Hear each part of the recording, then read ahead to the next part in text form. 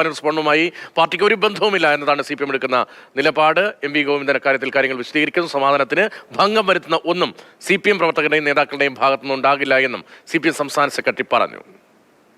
ഒരു ബന്ധവുമില്ല. പാർട്ടി കൃത്യമായിട്ട് തള്ളി പറഞ്ഞാണ്. പാർട്ടി സഖാക്കളെ അടിച്ച കേസിലെ പ്രതികളാണ്. പാർട്ടി സഖാക്കളെ തന്നെ മർദ്ദിച്ച കേസിലെ കോടതിയിൽ ഇപ്പോഴും നിലവിൽ കേസുണ്ട്.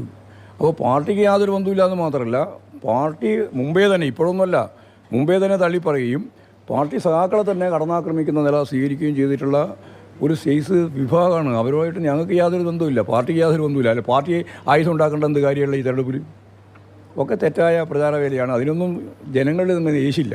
ഞാനീ പറഞ്ഞ കാര്യം, ഞങ്ങൾ ഒരു സമാധാനത്തിൽ നിന്ന് വ്യത്യസ്തമായ സമാധാനത്തിന് ഭംഗം വരുത്തുന്ന ഒരു കാര്യവും കേരളത്തിലെ രാഷ്ട്രീയ പ്രവർത്തനത്തിൻ്റെ ഭാഗമായിട്ട് ഉണ്ടാവരുത് എന്ന് നിശ്ചയദാർഢ്യത്തോടുകൂടി തീരുമാനിക്കുകയും അത് കൃത്യമായി നടപ്പിലാക്കുകയും ചെയ്യുകയാണ്. പിന്നെ ബാക്കി പറയുന്ന കാര്യങ്ങൾക്കൊന്നും മറുപടി പറയേണ്ട യാതൊരു കാര്യമില്ല.